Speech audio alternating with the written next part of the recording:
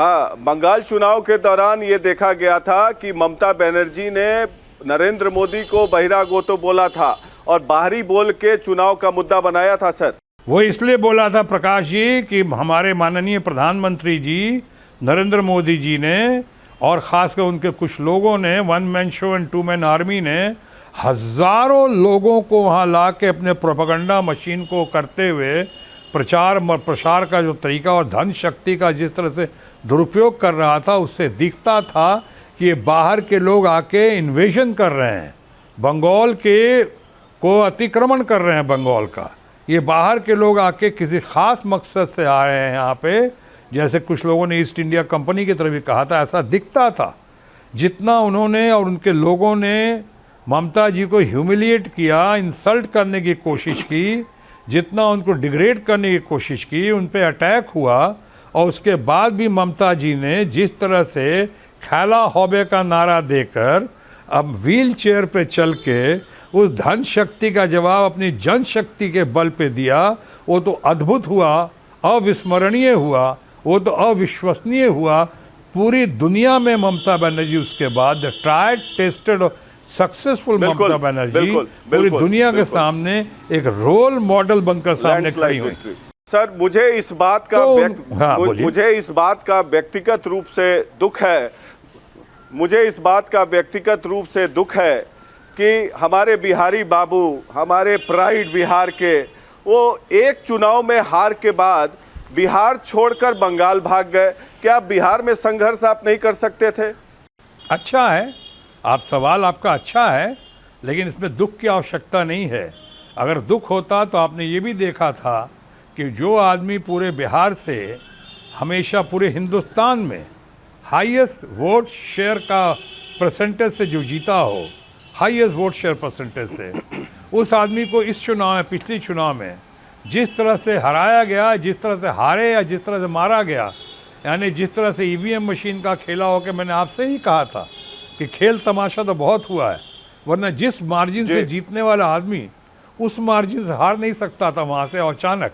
तो जो ऐसा खेल हुआ, उन लोगों को लगा कि हम पार्टी छोड़कर चले गए, हालांकि गलती उन्हीं की थी। नोटबंदी के खिलाफ हमने आवाज़ उठाई थी, हमने पब्लिक इंटरेस्ट में कॉम्प्लिकेटेड जीएसटी के खिलाफ आवाज़ उठाई थी। उसके बावजूद हाईएस्ट वोट शेयर मार्जिन से जीतने वाले को उन्होंने वहाँ से दरकिनार करने की कोशिश की, किसी और हमारे दोस्त को लाने की कोशिश की। उसके बाद उस दोस्त को लाने के बाद कैसे उसको चने की झाड़ पे चढ़ाने की कोशिश की लोगों ने, उसको कितने वोटों से और कितना ईवीएम मशीन का सहारा देके कैसे कैसे क्या हुआ सबको पता, और बाद में उस दोस्त को भी हॉट पोटैटो की तरह अब ड्रॉप कर दिया। ये सब बहुत ज़्यादतियाँ हुई वहाँ पे। तो मैं वहाँ से अब अगर लड़ता तो जब तक इनकी डबल इंजन के और सिंगल इंजन की सरकार है, जैसा आपने देखा अभी यूपी में क्या हुआ, selective use of EVM machine हुआ, सेलेक्टिव मिसयूज़। पंजाब में नहीं कर सके कि पंजाब में उनकी सरकार नहीं थी। बिहार से दोबारा चुनाव नहीं लड़ेंगे आप, इसका मतलब? तृणमूल कांग्रेस जहां से चाहेगी लड़ेंगे। अब तो हमारी कोशिश होगी कि तृणमूल कांग्रेस को और मजबूत करते हुए अपने प्रचार प्रसार के ज़रिए और विपक्ष में अपनी आवाज़ को और बुलंद, मजबूत और दबंग बनाते हुए मैं बिहार हो कि झारखंड हो कि देश के अलग अलग भाग में भी जहाँ चाहेंगे कि तृणमूल कांग्रेस का बोलबाला हो, इसका परचम लहराए, उसके लिए हम कोशिश करेंगे। और उस कोशिश के बीच में, प्रक्रिया में, अगर मुझे कहीं से भी चुनाव लड़ना पड़े या जो भी आदेश हुआ पार्टी का और ख़ासकर ममता जी का, तो उसको हम निभाने की ज़रूर कोशिश करेंगे। बिहार से अभी आपने कहा, वहाँ पे ऐसे भी मैं अभी कांग्रेस के बारे में कोई शिकायत नहीं करना चाह रहा हूँ, क्योंकि मैं अब कांग्रेस में नहीं हूँ और बीजेपी में नहीं हूँ, कांग्रेस में नहीं हूँ। सही दिशा में जाने के लिए कई बार नई दिशा में जाना पड़ता है, और मैं सही दिशा में जाने के लिए नई दिशा में तृणमूल कांग्रेस में शामिल हूँ। इसलिए फ़िलहाल मैं कांग्रेस के बारे में फ़िलहाल कुछ नहीं कहना चाहूँगा। क्या हुआ, क्या क्या उन्होंने वायदे किए थे, कोई वायदा निभाया नहीं निभाया, कहाँ तक जो होना चाहिए, what they should have done, they could have done, they would have done, वो किया नहीं किया, इन पे कभी बाद में बात करेंगे। अभी वो लोग भी क्राइसिस से गुजर रहे हैं। लेकिन जब क्राइसिस से गुजर ही रहे हैं तो आप खुद बताओ, अभी बिहार में क्या चुनाव लड़ने की कोई स्थिति दिखती है आपको, हम जैसे लोगों की? बाकी की बात नहीं कर रहा हूँ मैं। और उस बीच में हमने कहा great honour and great opportunity अगर ममता जी ने मुझे दिया यहाँ के लिए, उनका जोर, her wish is my command, her wish is my command, और वे अपने वो लेकर यहाँ पे हम आए हैं, यहाँ पे आसनसोल में। तो अब तो आगे ही बढ़ना है ना, ये थोड़ी कि आप हर बार ये करते रहेंगे, अब ये 10 पार एंड नो फर्दर। मेरा अगला सवाल ये है कि आसनसोल से अभी बाबुल सुप्रियो बीजेपी के एमपी थे, उन्होंने छोड़ दिया भारतीय जनता पार्टी, अब आप उम्मीदवार बने हैं, तो क्या बाबुल सुप्रियो और मुनमुन सेन जो पहले वहां से चुनाव लड़ चुके हैं उनसे आप कुछ टिप्स ले रहे हैं? और दूसरी बात कि आसनसोल जो कि पुराने बिहार का सटा हुआ हिस्सा है, बिहारी पॉपुलेशन भी काफ़ी है, वहाँ के लिए आप क्या कर रहे हैं? क्योंकि बाबुल सुप्रियो के आवाज़ पर हिंदुस्तान केबल्स जो है उसको बंद करा दिया गया, पब्लिक सेक्टर अंडरटेकिंग था और उसमें हजारों लोगों की नौकरियां चली गई। तो क्या इस दिशा में आप कुछ काम करेंगे लोकल आसनसोल के लिए? अब क्यों नहीं, मैं किस लिए जा रहा हूँ? मैं सिर्फ फोटो खिंचवाने तो जा नहीं रहा हूँ। मेरी तो कोई, मैं तो शुरू से, मेरा ट्रैक रिकॉर्ड लोगों ने देखा है, प्रकाश जी आपने भी देखा है, मैं नाइंसाफी के खिलाफ आवाज उठाता रहा हूं। जी देखा है। मैं, आपने भारतीय जनता पार्टी में देखा, सबसे ज्यादा अगर आवाज, सबसे ज्यादा आवाज तो मैंने उठाई थी जो नोटबंदी के खिलाफ, जीएसटी के खिलाफ, कॉम्प्लिकेटेड जीएसटी के खिलाफ सबसे ज्यादा हमने कहा था कि लोग बर्बाद हो जाएंगे, तबाह हो जाएंगे, ये गलत है, गलत है, गलत है, और गलत किया है आपने। तो मैं तो आवाज उठाता हूं। अभी आपने कहा नौकरियां गई हैं, उनको नौकरियों को बहाल करने के लिए, और जो बेरोजगार हमारे परिवार के लोग हैं उनको उनकी बहाली के लिए, उनको उचित मुआवजा, उचित काम देने के लिए हम क्यों नहीं लड़ाई देंगे? और आप ये भी नहीं भूलना चाहिए कि हमारे साथ नेतृत्व किसका होगा? ममता जी का होगा, और ममता जी के संघर्ष को कोई भुला नहीं सकता है। ममता जी की जो कैपेसिटी है, कैपेबिलिटीज़ है, जो उनकी क्षमता है, वो तो कोई भुला नहीं सकता है, ना कोई उनको हिला सकता है। तो अगर मैं उनके साथ हूँ तो जाहिर है कि हम मिलके उस बात को, और जो वहाँ नाइंसाफ़ी हो रही है, चाहे गलत हुआ है, चाहे जो कमियां हैं, खामियां हैं, अगर कुछ हैं तो उनको दुरुस्त करने की, उनको ठीक करने की, लोगों को बहाल करने की, वहाँ की मुसीबतों को दूर करने की हम भरपूर कोशिश करेंगे। विपक्ष की आवाज़ तो हम मजबूत करेंगे ही करेंगे, बट बहुत बुलंदी के साथ, दबंगई के साथ हम ममता जी के साथ भी आसनसोल के इंटरेस्ट में और बंगाल के इंटरेस्ट में, देश के इंटरेस्ट में कदम से कदम मिलाकर आगे चलेंगे। कांग्रेस पार्टी, क्या आपको लगता है कि राहुल गांधी और सोनिया गांधी के नेतृत्व में एक डूबता हुआ जहाज है और इसीलिए आपने छोड़ दिया, और तृणमूल कांग्रेस पार्टी का ऑल्टरनेटिव बनना चाहती है राष्ट्रीय स्तर पर, जिसके लिए प्रशांत किशोर और ममता बनर्जी भी लगी हुई हैं ताकि 2024 में टक्कर दिया जा सके? तो क्या आपको लगता है कि टीएमसी कांग्रेस का राष्ट्रीय स्तर पर ऑल्टरनेटिव बन सकती है? देखिए, प्रशांत किशोर जी मुझे बहुत विद्वान व्यक्ति हैं और बहुत ही विद्वान हैं, बहुत ही अच्छे हैं, और मेरे लिए तो ख़ास और ये प्रसन्नता का विषय है कि जिस कॉलेज से मैं, पटना साइंस कॉलेज से पढ़ा, वही पटना साइंस कॉलेज में ही हमारे जूनियर थे, काफ़ी जूनियर थे, लेकिन प्रशांत वही पटना साइंस कॉलेज के ही प्रोडक्ट हैं। तो हमारे लिए एक व्यक्तिगत भी है, बहुत हमसे लगाव भी है, थोड़ी कमज़ोरी भी है साइंस कॉलेज के नाम पे, पटना साइंस कॉलेज के नाम पे। और दूसरी बात कि प्रशांत किशोर जी का, उनसे पहले बातचीत हुई थी हमारे काफ़ी तृणमूल के मामले में, लेकिन मैं कहूँगा सबसे ज़्यादा अहम रोल ममता जी के नेतृत्व में इस डिसीजन मेकिंग में रहा है तो हमारे बड़े भाई और स्टेट्समैन यशवंत सिन्हा जी का।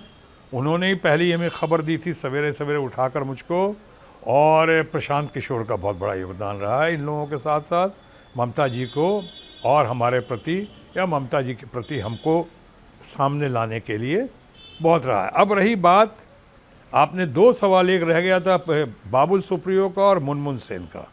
मुनमुन सेन बहुत अच्छी हैं, वो तो वर्दी डॉटर ऑफ द मोस्ट वर्दी मदर सुचित्रा सेन, ग्रेट सुचित्रा सेन की बेटी हैं, हमारी अच्छी फ्रेंड है, हमारी कई फिल्मों में हीरोइन भी रह चुकी हैं। मैं उन्हें बहुत पसंद करता हूँ, अच्छी लगती है हमको वो, मुनमुन और मुनमुन का पूरा परिवार। मैं उनके बारे में कोई टीका टिप्पणी नहीं कर सकता हूँ, लेकिन हाँ, बाबुल सुप्रियो बहुत बढ़िया कलाकार है, बहुत बढ़िया इंसान है, बहुत लोकप्रिय है। उनके, हमें कहा गया एक बार उनके खिलाफ चुनाव लड़ने के लिए, पहले कहा गया था, हमारे मित्र हैं पहलाज नीलानी जी, उन्होंने बहुत मना किया था, और मुझे भी लोगों ने समझाया कि आप एक बार राजेश खन्ना के साथ चुनाव लड़े थे, बहुत पहले शुरुआत की थी उपचुनाव से दिल्ली का, वहाँ आप चुनाव भी हारे, या मारे गए या हराए गए, चुनाव भी हारे और अब दोस्त को भी हार दिया आपने, क्योंकि राजेश खन्ना बहुत नाराज हुए थे, दोबारा सालों लग गया उनसे फिर से दोस्ती को पुनरावृत्ति जगाने में। माने माफ़ी भी मांगी थी उनसे, तो मुझे लगा मैंने उनको हर्ट किया था। उसी तरह से मैं कलाकार होने के नाते और खासतौर को उभरते हुए कलाकार को, लोकप्रिय कलाकार को, बाबुल सुप्रियो को हर्ट नहीं करना चाहता था, इसलिए नहीं आया। लेकिन बाबुल ने बहुत कुछ काम किया वहाँ पे, नाम किया आसनसोल में, और जो नहीं किया है वो हो सकता है उन लोगों ने, दिल्ली वाले लोगों ने, उनके आकाओं ने नहीं करने दिया होगा उनको, क्योंकि बाबुल सुप्रियो का जो है बाद में उन्होंने सिक्योरिटी भी छीन ली वहाँ से, उसकी मिनिस्ट्री भी छीन ली उसको। वो तो दीदी की बड़प्पन है, दीदी को बहुत मानते थे बाबुल, दीदी बहुत मानती है, दीदी ने उनको अपने विंग में लिया और आज दीदी का चुनाव लड़ रहे हैं बालीगंज से। और मुझे लगता है कि इस चुनाव जीतने के बाद बाबुल ज़रूर जीतेंगे, और जीतने के बाद मुझे लगता है कि वो अच्छे खासे पद पे भी वो आसीन होंगे। अब रही बात आपने राहुल गांधी की या सोनिया, मुझे कांग्रेस के जो बड़े बड़े नेता हैं, चाहे नेहरू जी हों, चाहे नेहरू जी से लेके इंदिरा गांधी से लेके सारे लोगों की बड़ी इज्जत करता हूँ। सोनिया जी का बहुत आदर करता हूँ।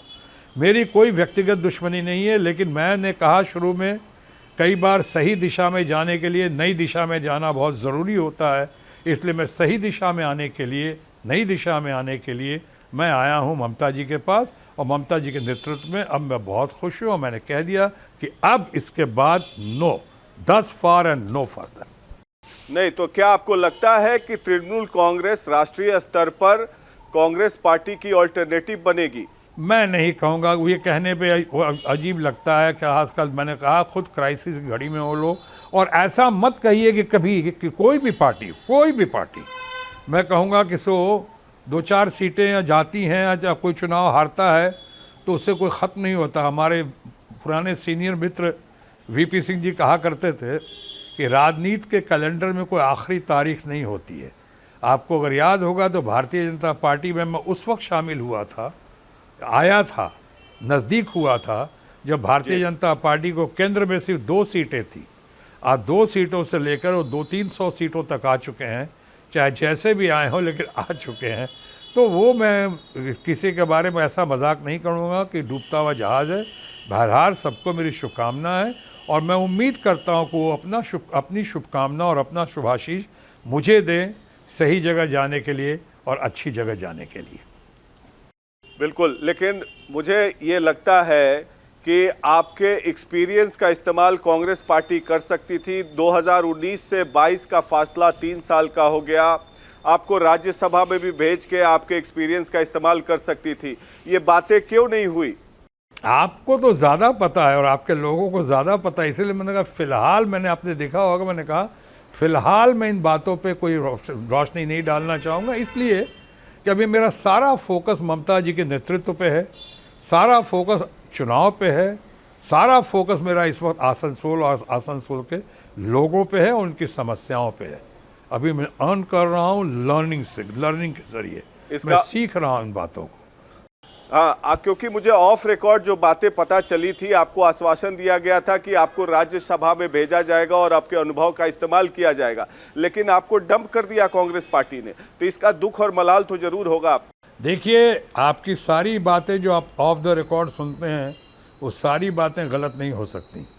मैं ये नहीं कहूँगा, और जहाँ तक डंप करने का सवाल है, उन्होंने हमें डंप किया कि हमने उन्हें डंप किया, ये तो आने वाला वक्त बताएगा। लेकिन हाँ, इतना ज़रूर मानता हूँ मैं कि जो जो वायदे किए गए, जो जो कहा गया, जो जो मुझे बातें की गई, मैं एक नेशनल पार्टी में आया, कुछ ख़ास लोगों की कुछ ख़ास वसूलों के आधार पे आया यहाँ पे।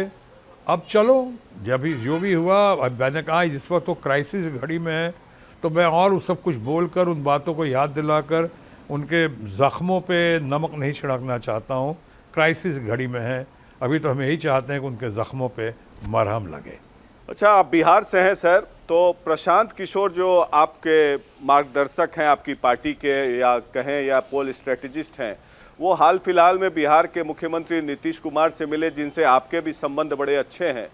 तो क्या आपको लगता है कि नीतीश कुमार को लेकर भी कुछ थर्ड फ्रंट अलायंस बनाने की कोशिश हो रही है, या उनको लाना चाहिए जिससे कि नरेंद्र मोदी को चैलेंज किया जा सके 2024 में? आपको क्या ऐसा लगता है कि ऐसी बातें चल रही हैं या चलाई जानी चाहिए ममता बनर्जी के द्वारा मैं अभी इतनी जानकारी नहीं रखता हूँ इस वक्त। मैंने ने कहा कि मैं प्रशांत किशोर की बहुत इज्जत करता हूँ, बहुत उनके लिए मान सम्मान है मेरे दिल में। और ममता बनर्जी तो अभी मेरे लिए बेस्ट लीडर है, कहा great leader, great human being, great lady, तो उनकी तरफ मैं देख रहा हूँ। लेकिन इतना ज़रूर कह सकता हूँ कि मैं ममता बनर्जी के अंदर मुझे ज़रूर देश का भविष्य दिखाई पड़ रहा है, राजनीतिक भविष्य मुझे दिखाई पड़ रहा है। उनकी फॉलोइंग जो है ज़बरदस्त बढ़ रही है, उसमें बहुत सारे लोगों का हाथ है, प्रशांत किशोर जी का भी हाथ है, यशवंत सिन्हा जी का भी हाथ है, और उनका अपना करिश्मा तो है ही ममता जी का, उसमें दो राय नहीं है। हो सकता है आने वाले वक्त में, आने वाली घड़ी में ये सब अगर और लोग आगे आएंगे, और मुझे लगता है बहुत सारे लोग आगे आ रहे हैं, तो बहुत कुछ होगा, खेला होगा, फिर से खेला होवे। तो 2024 में क्या ममता बनर्जी प्रधानमंत्री पद की उम्मीदवार रहेंगी नरेंद्र मोदी के खिलाफ? एक ऐसा गठजोड़ बनाकर? ये मैं कैसे बोल सकता हूँ, ये मैं कैसे बोल सकता हूँ प्रकाश जी? ये तो ममता जी बता सकती हैं, या ममता जी के लोग बता सकते हैं, प्रशांत किशोर बता सकते हैं, यशवंत सिन्हा जी बता सकते हैं, ये लोग बता सकते हैं। मैं तो इतना कह सकता हूँ कि ममता जी के अंदर सारी क्षमता है, कैपेसिटी है, कैपेबिलिटीज़ है। ममता जी आज एक एबल, कैपेबल और रिस्पेक्टेबल लीडर बन चुकी हैं, इसमें दो राय नहीं है। यानी अगर उनको कभी ऐसा मौका देगी, देश की जनता जनार्दन देगी, तो उनको गलत नहीं देगी, बिल्कुल सही देगी, because she certainly seems to be the most deserving leader और लेडी। जी जी, मैं ये कह रहा था सर कि क्या प्रशांत किशोर ने मुझसे बातचीत में ये कहा कि थर्ड फ्रंट, रीजनल पार्टीज का अलायंसेज ये नहीं चलेगा, मेन ड्राइविंग सीट में कांग्रेस पार्टी को रहना होगा, और पीछे से जो रीजनल पार्टीज हैं वो सपोर्ट करेंगी, तभी नरेंद्र मोदी को हराया जा सकता है। लेकिन कांग्रेस तो डूबता हुआ जहाज है, वो सारे जगह हार रही है। तो ये क्या पॉसिबल है, या ममता बनर्जी को लीडर बनाकर आगे करके आप चाहते हैं कि देश में मोदी के खिलाफ लड़ा जाए? भाई मोदी के खिलाफ कोई, मोदी तो एक नाम है, माध्यम है। मोदी कोई हमारी कोई व्यक्तिगत दुश्मनी थोड़ी है, हम तो बहुत लाइक करते हैं उनको, हमारे मित्र रह चुके हैं मोदी जी, हमारे दोस्त, हमारे सहयोगी रह चुके हैं, बहुत पुराने मित्र हैं। तो ऐसा थोड़ी कि इसलिए मैं हमेशा माननीय प्रधानमंत्री जी कहता हूँ, प्रधानमंत्री की जो भी हैं वो बात कर रहे हैं। और कई बार ये बातें उठती हैं कि भाई कौन होगा, वो नहीं तो कौन, अरे कौन होगा? अभी हम हमेशा सुनते थे आफ्टर नेहरू हूँ, आफ्टर लाल बहादुर शास्त्री हूँ, आफ्टर इंदिरा गांधी हूँ, तो ये सुनते गए हूँ, और अंतोगत्वा हर बार कोई नया लीडर तो भर के आता ही है, हर बार देश की जनता तैयार कर देती है, लीडरशिप सामने खड़ा हो जाता है।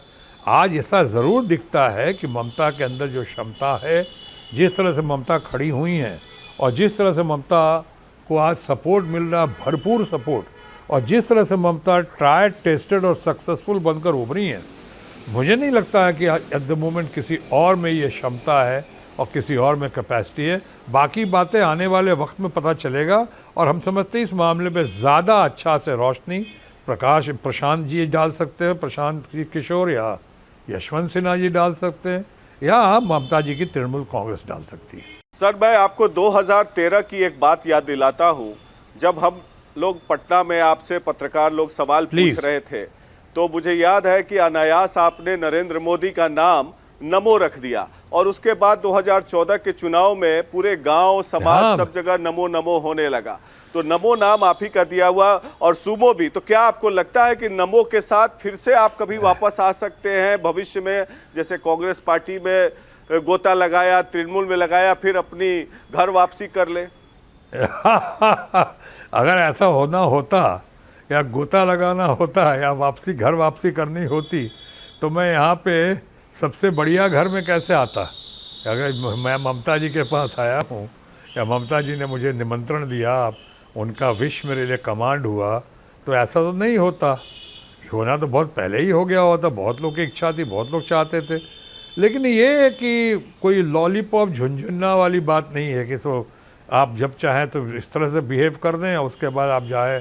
कुछ लोग मनाने भी चाहते थे, अब लाना भी चाहते थे। मैं उनकी शिकायत नहीं कर रहा, तारीफ़ ही करता हूँ। मेरे बहुत सारे मित्र आज भी भारतीय जनता पार्टी में, बहुत सारे फ्रेंड्स हैं, मैं उनसे भी कदर करता हूँ, वो लोग भी व्यक्तिगत तौर पे कई मेरी बहुत कदर करते हैं। तो इसलिए अभी आपने देखा भी होगा कि चुनाव में मेरे खिलाफ ज़्यादा नहीं कह रहे, बस यही कह रहे हैं बाहर ही हैं, वही लोग ज़्यादा कह रहे हैं, उनका आईटी सेल कह रहा है। हालांकि आईटी सेल में मेरे एक से एक फ्रेंड्स बैठे हैं वहाँ पे, लेकिन वो लोग कहते हैं कम से कम मेरे एलिगेशन कोई करप्शन का नहीं दिया, कुछ नहीं दिया, मेरे ऊपर कोई इल्ज़ाम नहीं लगाया, मैं उनका आभार मानता हूँ, और अपोजिशन का भी। लेकिन रही बात कि हाँ, नमो टाइटल तो लोग कहते हैं मेरा ही दिया हुआ है, ये चारों तरफ नमो नमो जो मैंने कहा था वो अपना नरेंद्र मोदी जी का, चाहे बिहार में वो जो सुशील मोदी जो हमारे पुराने मित्र सहयोगी और जो वहाँ पे लीडर थे सुशील मोदी, उनको सुमो कहा, सुशील मोदी, वो खुद भी बोलते हैं, मानते इसको, तो नाम दिया था, बट ये नहीं पता था कि एक दिन काम ऐसा होगा कि मुझे फिर सोचना पड़ेगा, ऐसा नहीं। लेकिन हाँ, मैंने काम, मैंने कोई बुरे काम की बात नहीं कर रहा हूँ, राजनीतिक काम की बात कर रहा हूँ, लेकिन हाँ ये अच्छा है, या सब मैं कहूँ मेरा सौभाग्य है कि मैंने ये नाम दिया और उन्होंने स्वीकारा और लोगों ने स्वीकारा इस नाम को, नमो और सुमो। मेरा अगला सवाल ये है, हाँ। We are running out of time, ये बताइए कि कश्मीर फाइल्स नाम की एक मूवी आई है जिसमें आपके मित्र अनुपम खेर और आपके जूनियर भी हैं, उन्होंने बेहतरीन एक्टिंग की है, और इस फिल्म की पूरी चर्चा हो रही है कि कैसे कश्मीरी पंडितों के खिलाफ अन्याय हुआ था कश्मीर में। तो आप इसके लिए किसको जिम्मेवार मानते हैं, और इस फिल्म पर आप अपनी प्रतिक्रिया दे दें, एक कलाकार होने के नाते, बॉलीवुड के बादशाह होने के नाते। देखिए, पहले तो ये कहूँगा कि अनुपम खेर की आपने तारीफ़ की, या जो लोग तारीफ़ कर रहे हैं तो तारीफ़ के काबिल हैं। वो अनुपम खेर तो अच्छे कलाकार हैं ही, इसमें तो दो राय नहीं है। ये तो नहीं होगा कि सब किसी पर्टिकुलर पार्टी के अगर गीत गाते हैं, चाहे किसी प्रचार करते हैं, तो इसका माने वो उनकी खिलाफत की जाए। नो, बहुत अच्छे इंसान हैं हमको हमारे नज़रों में, और बहुत अच्छे कलाकार भी हैं, हमेशा काम बहुत अच्छा करते हैं, या ज़्यादातर उनका काम बहुत ही अच्छा होता है। अब अगली बात रही पिक्चर के बारे में, मैं भी सुन रहा हूँ, आप लोग से ही सुन रहा हूँ, और कई बार तो देखा प्रधानमंत्री जी ने खुद उसका प्रचार या प्रसार जो भी किया है, लेकिन आप लोगों से तारीफ़ सुन रहा हूँ, लेकिन मैंने अभी पिक्चर देखी नहीं है। मैं ज़रूर एक दिन देखना चाहूँगा और उसके बाद ही अपनी कोई प्रतिक्रिया दे पाऊँगा। लेकिन आप ये तो मानते हैं कि कश्मीरी पंडितों के साथ अन्याय हुआ, जिनके कारण वो लोग वहाँ से कश्मीर से पलायन कर गए? अब देखिए, ये बात तो अभी 30-32 साल पुरानी बात है, बहुत ज़्यादती हुई है, बहुत जुल्म हुआ है। मैं तो कश्मीरी पंडितों से कई बार मिल के भी आया, मैं उनकी बड़ी कदर करता हूँ। बहुत उन्होंने संघर्ष करके जो अपनी क्षमता बढ़ाई है, कैपेसिटी बढ़ाई है, वो तो वाकई काबिल तारीफ़ है। लेकिन हाँ, उनके साथ जो जुल्म ज़्यादती हुई वो अच्छा नहीं हुआ है। मैं भी बहुत सुन चुका हूँ, उनसे मिल चुका हूँ कई बार। लेकिन इतना ज़रूर कह दूँ, किसी एक सरकार का श्रेय लेना, मुझे बहुत दुख है कि 4-4, 6-6 प्रधानमंत्री बाद में हुए, कोई मिलने तक नहीं गया था उनसे, कश्मीरी पंडितों से, कि जाकर उनके ज़रा हाल चाल जानने, सामने मिलके जख्मों पे मरहम लगाएं। सिर्फ टेंट में और छावनी में डालने से कुछ नहीं होता है। और उसमें सारे सरकार, मैं कहना चाहूँगा, सारे सरकार कुछ कम कुछ ज़्यादा उसके लिए जिम्मेदार है, इंक्लूडिंग हमारी रूलिंग पार्टी, हमारी मोदी जी की सरकार है, हमारी अपनी भारतीय जनता पार्टी जो कल तक थी, वो भी सरकार। 8 साल में इन्होंने क्या किया? 8 साल हो गए अंत आए हुए, कोई एक कदम बढ़ाया? कभी एक बार जाके उनसे मिले?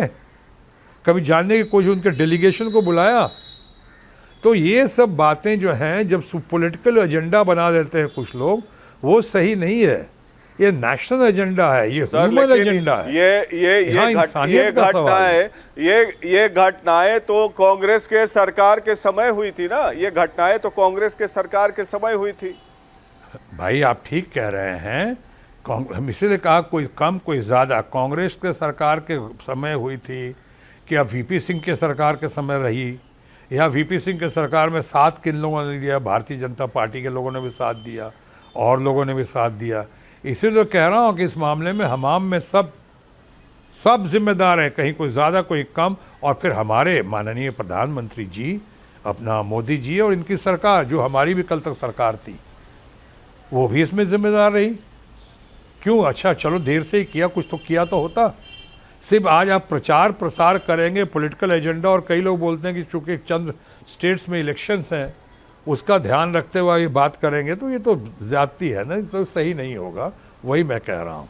लेकिन जहाँ तक उनके साथ ज़ोर जुल्म ज़्यादती हुई है वो बिल्कुल आप सही कह रहे हैं, बिल्कुल हम सब उस बात के कायल हैं, हम मानते हैं इस बात को कि क्यों अपने ही घर में, हमने जब शॉटगन शो में करता था उस पर तो मैंने बहुत बढ़िया शो किया था इसमें, कि अपने ही घर में पलायन क्यों, अपने ही घर से पलायन क्यों, अपने घर से ये लोग बेघर हो गए इनको, और उसके बाद क्या किया उसके लिए हम लोगों ने, कौन सी पॉलिसी बनाई, कौन सा ऐसा हमने डेलीगेशन भेजा, कौन सी सरकार सामने आई, जरा कहे तो कोई। ये सिर्फ पार्लियामेंट में चाहे कुछ जगह कहने के लिए, प्रचार करने के लिए, प्रसार करने के लिए, मैं विवेक अग्निहोत्री के जो डायरेक्टर हैं उनके काबिलियत पे सवाल नहीं उठा रहा हूँ, फिल्म पे भी सवाल नहीं उठा रहा, फिल्म भी शायद बहुत अच्छी होगी, हमने देखी नहीं इसलिए मैंने कहा मैं अभी अपनी प्रतिक्रिया नहीं दे सकता हूँ, लेकिन उनके उस पर सवाल नहीं उठा रहा। मैं अनुपम खेर की भी बहुत तारीफ कर रहा हूँ। मैं कह रहा हूँ कि ये टाइमिंग देखिए आप कि सरकार कितनी आई, हमारी अपनी सरकार भी रही और हमारी अपनी सरकारें रहीं, उन्होंने कुछ नहीं किया। आज से प्रचार प्रसार के लिए वो कहते हैं ना कि आवाज़ बुलंद कर रहे हैं आप, कहीं इसलिए तो नहीं कर रहे हैं कि 4 जगह इलेक्शन आने वाले हैं 4 प्रांतों में, कहीं इलेक्शन को कहीं पे निगाहें, कहीं पे निशाना तो नहीं है। चुनाव बहुत दूर है। मेरा आखिरी सवाल ये है कि अभी जो 5 राज्य में चुनाव हुए उसमें देखा गया कि कांग्रेस पार्टी का सुपड़ा साफ हो गया, 4 जगह बीजेपी जीती और एक मैन ऑफ द मैच भी हुए आम आदमी पार्टी के अरविंद केजरीवाल, जो पंजाब में कांग्रेस का सुपड़ा साफ कर दिया और कांग्रेस के ऑल्टरनेटिव बनते दिख रहे हैं राष्ट्रीय स्तर पर। तो आपको क्या लगता है वो कांग्रेस के ऑल्टरनेटिव राष्ट्रीय स्तर पर बन जाएंगे अरविंद केजरीवाल जी? पहली बात तो ये कह दूं कि अरविंद केजरीवाल जो है बहुत बहुत मुबारक, बहुत बहुत बधाई के पात्र हैं। अरविंद केजरीवाल, मनीष सिसोदिया, संजय सिंह, राघव चड्ढा, ये तमाम लोग जो हैं, और अपने मान वो भी जो वहाँ के मुख्यमंत्री बने हैं, ये सब बहुत बहुत बधाई के पात्र हैं। और ये कांग्रेस के ऑल्टरनेटिव बनकर नहीं खड़े हो रहे हैं, ये थोड़ा मैं सुधार दूं इसमें, वो पूरे देश में भारतीय जनता पार्टी के ऑल्टरनेटिव के तौर पे आ रहे हैं। उन्हें सुपड़ा साफ कर दिया था भारतीय जनता पार्टी का दिल्ली में, जबकि हमारे मित्र और राष्ट्रीय गृह मंत्री बार बार एक रटाया हमेशा बोलते हैं 2/3 मतों से जीतेंगे, 2/3 हर चुनाव में बोलते थे 2/3 मतों से। दिल्ली में भी कहा था 2/3 मतों से जीतेंगे, आपको याद होगा 2/3 मतों से तो नहीं जीत सके, 2-3 सीटें आ गई थी, स्कूटर पार्टी बनकर रह गई वहाँ पे हमारी बीजेपी। उसी तरह हर जगह कहते थे, छत्तीसगढ़ से लेके मध्य प्रदेश से लेके राजस्थान से लेके 2/3 मतों से जीतेंगे। कहाँ बंगाल में कहते थे 2/3 मतों से, 2/3 मतों से वो जीत गई, ममता बनर्जी जीत गए, सब उल्टा हो गया। अभी इस चुनाव में कई जगह है देखिए, और ख़ासकर जहाँ डबल इंजन की सरकार रही है, जहाँ सिंगल इंजन में रही है, सेलेक्टिव यूज़ और selective misuse of EVM machines हुए हैं, ऐसा लोगों का मानना है। आपने बहुत सारे ईवीएम मशीन्स पकड़े भी गए हैं, अब लगता है दबा दिए गए, या गोदी मीडिया ने दबा दिया, सो कॉल्ड गोदी मीडिया ने दबा दिया, या सरकार ने दबवा दिया, वो बात कभी कहाँ है पता नहीं किसी को। अब उस बीच में आप पंजाब में selective use of EVM machine नहीं चल सका, इसलिए कि लोग कहते हैं कि वहाँ पे उनकी सरकार ना डबल इंजन थी ना सिंगल इंजन थी, बल्कि वहाँ पे सरकार मिली जुली दूसरे लोगों की थी। और वहाँ पे जिस तरह से केजरीवाल जीत कर आए हैं और इन लोगों ने जिस तरह से आम आदमी पार्टी का झंडा परचम लहराया है, वो तो वाकई वाह, काबिल तारीफ़ है एकदम, ये करके उसमें 2 राय नहीं है। आप जानते हैं मुझे स्पेड को स्पेड कहने की आदत है। चलिए, मैं केजरीवाल की, मनीष सिसोदिया की, संजय सिंह की, सबकी बहुत कदर करता हूँ, इसलिए वो ठीक है। बाकी जगह जो है हुआ है, और कांग्रेस का सुपड़ा साफ क्या, जब अब fair election, free and fair election पे ही डाउट है लोगों को, तो किसका सुपड़ा साफ हुआ, किसका सुपड़ा साफ कर दिया गया, ये तो आने वाले वक्त में शायद पता चलेगा। ईवीएम की जिम्मेवारी जो है इलेक्शन कमीशन की है, किसी सरकार की नहीं होती है, लेकिन आप हमारे लिए हमेशा बिहारी बाबू रहेंगे, भले ही आप चुनाव बंगाल से लड़ रहे हैं। और बहरहाल आपको आसनसोल में चुनाव के लिए बहुत बहुत शुभेच्छा, बहुत बहुत शुभकामना। आर बांग्ला और रिपब्लिक मीडिया नेटवर्क से बात करने के लिए आपका बहुत बहुत धन्यवाद शत्रुघ्न सिन्हा जी। धन्यवाद, नमस्कार জানাচ্ছি আপনাকে, আপনার সঙ্গে কথা বললাম, ভালো লাগলো আমাকে। Thank you very much Prakash ji, God bless you, बहुत अच्छा लगा, थैंक यू।